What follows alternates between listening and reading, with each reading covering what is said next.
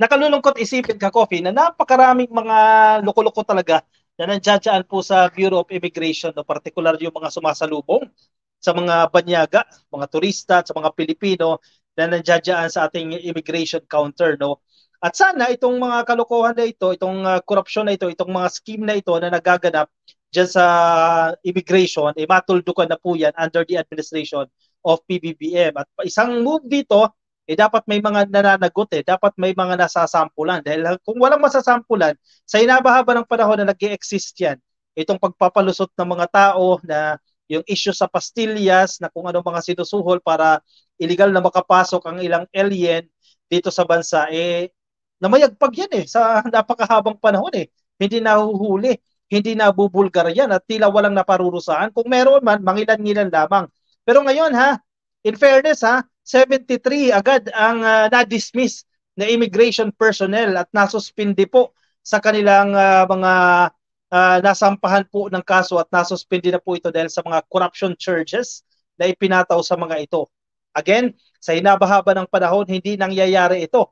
Meron man mapaparusahan, mangilan-ngilan lang. Pero ito under the term of Pangulong Bongbong Marcos, at ibigay natin ang credit sa ating presidente ngayon dahil 73 immigration personnel ang na-dismiss o nasuspindi po dahil sa mga corruption charges. Sa hinabahaba ng panahon, ngayon lang ito nabubulgar at sana magtuloy-tuloy pa. Imagine ganyan karami. Mangilan-ngilan lang ang tao dyan pero ganyan karami ang mga nai-involve dito sa corruption charges. Yes, mababa yung sahod ng ilan dyan pero hindi pa rin po justifiable yan na magiging dahilan para mangikil ng mga turista o tumanggap ng mga lagay para makalusot ang mga illegal aliens, makapasok sila dito sa Pilipinas. Sabay hindi po tama yan.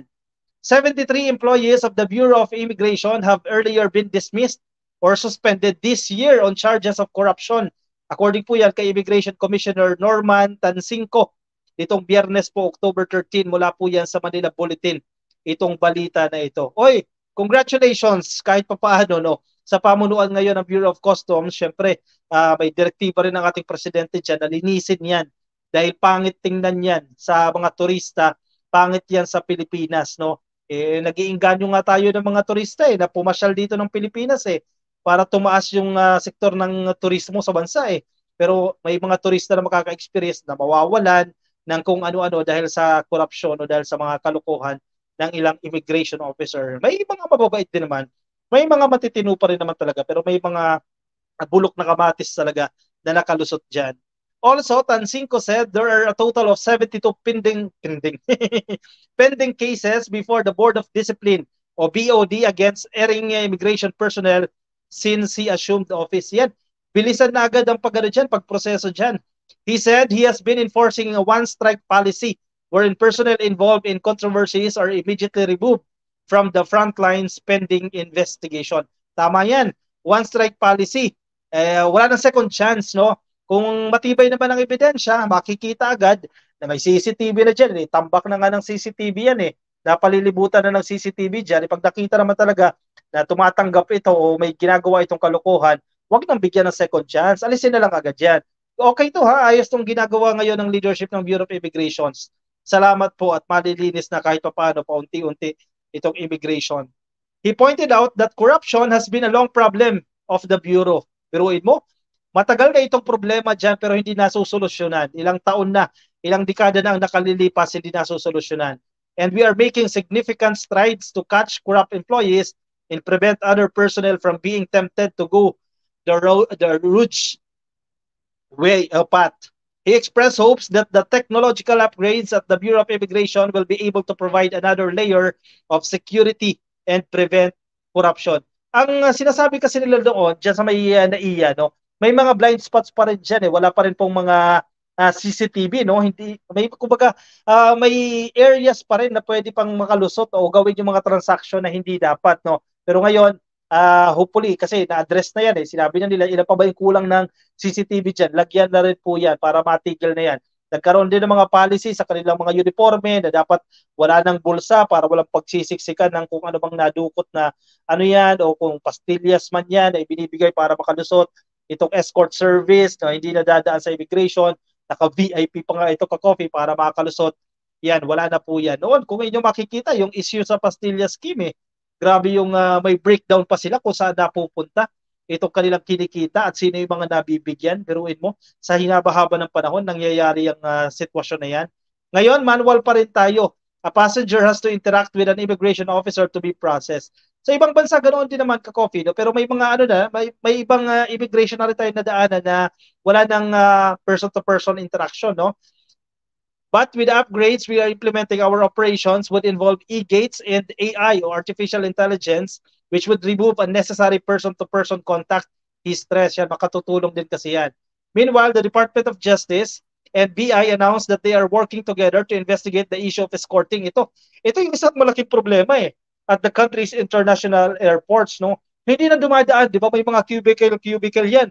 Supposedly, dyan dadaan yan, i-interviewin, ano yung gagawin dito, gaano katagal dito, may return ticket ba yan, o may saan dito mag-i-stay, ano yung valid ba yung kanyang pagbisita dito sa Pilipinas, sa mga cubicles dadaan yan, di ba? Ngayon, itong mga escort na ito, parang may express lane, o dito po kayo, i-escortan na yan ng kawani ng immigration, magkano ang bayaran dyan, di ba? Paano kung ano pala yan, asset pala yan na in-escortan, no? Na magpapanggap na isang empleyado lang o isang turista lang pero asset pala ay napabagsak na ang Pilipinas. Itong malaking problema itong mga ito no. Halimbawa, babayaran ng 50,000 para makalusot kung danger naman yung madadala nito sa ating bansa hindi naman po kaaya-aya yan. Corruption has no place in the Bureau of Immigration, sabi ni Tansinko.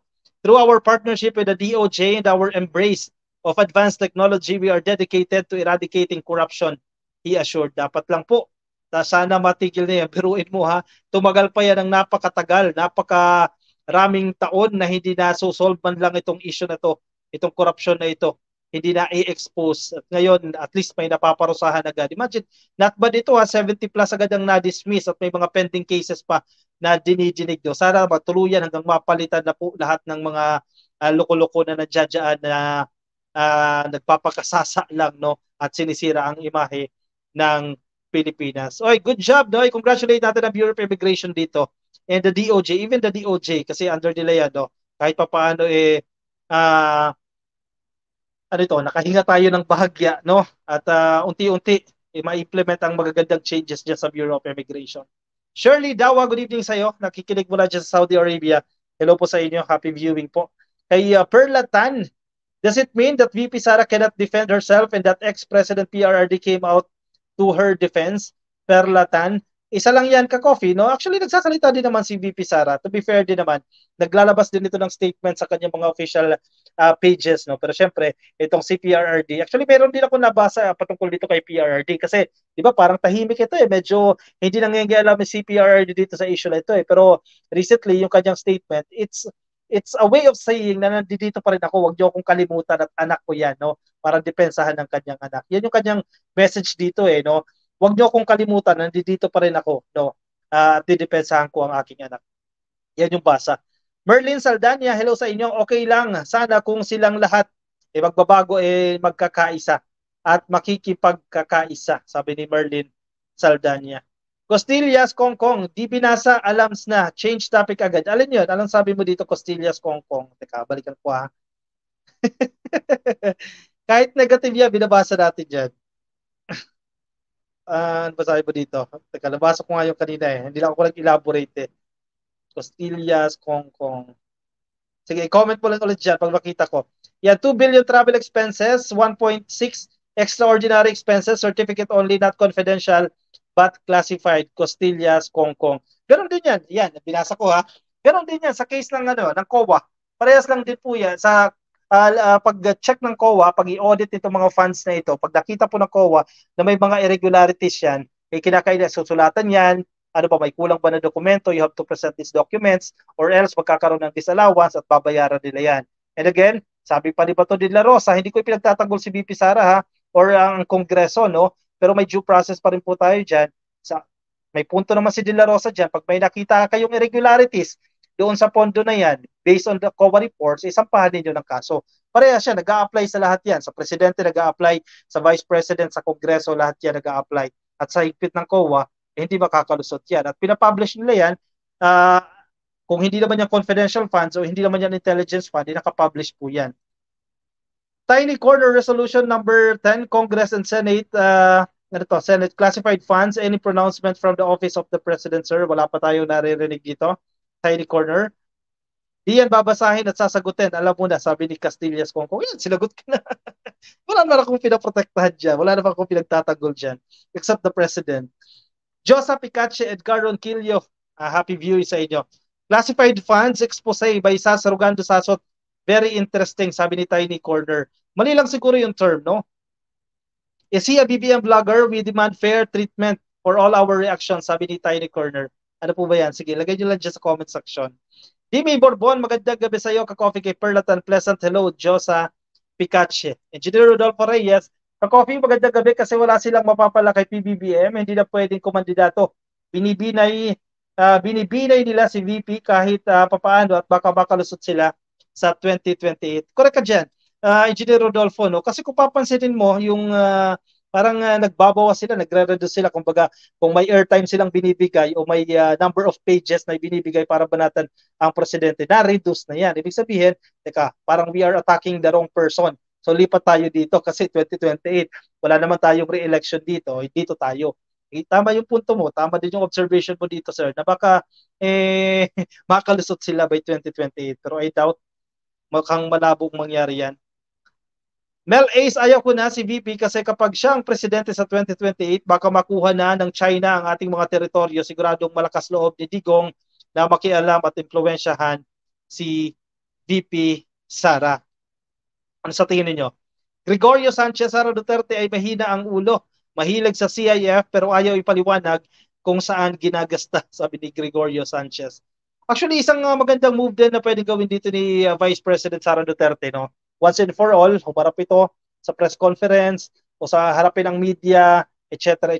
linawin itong mga issue na ito. Kasi kung yan ang pinupula nila, definitely kaya niya ipagtanggol ang kanyang sarili. Abogado ito ka-coffee, no? Kasi ang pinupula nila dito, bakit ang tatay pa ang nagtatanggol? Bakit si Harry Roque pa ang nagtatanggol? Siya mismo, sagutin niya ito.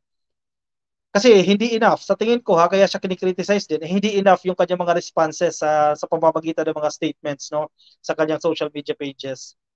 Gregorio Sanchez, actually medyo napansin ko rin yan. Good evening, Alex Sanchez. Hello po sa inyo. Kay Florina Salvador Granil. Sa totoo lang, nakakasawa na yung bangayan na yan. Wala nang katapusan. Ang presidente natin, kandara pa sa pag-work, itong mga DDS Dilawan, di na tumitigil. May sarili-sarili kasing interest din eh. May kanya-kanya silang interest eh. Boy Eugenio, nakikinig sa atin mula sa Facebook kay Juvita Kahandig. Shoutout po sa inyo kay Alcor BTA, kay Cherry Iagar, Mirgar. Shoutout po, happy viewing na dyan sa Facebook. Ka-coffee ko hindi pa na kayo naka-follow sa ating Facebook page, click lang po ang follow at i-click lang po ang like kung hindi pa kayo naka-like and follow dyan sa Facebook. At kung nasa YouTube kayo, i-click lang po ang subscribe dyan sa ating comment section. Okay, isa pa tayong topic, stay tuned.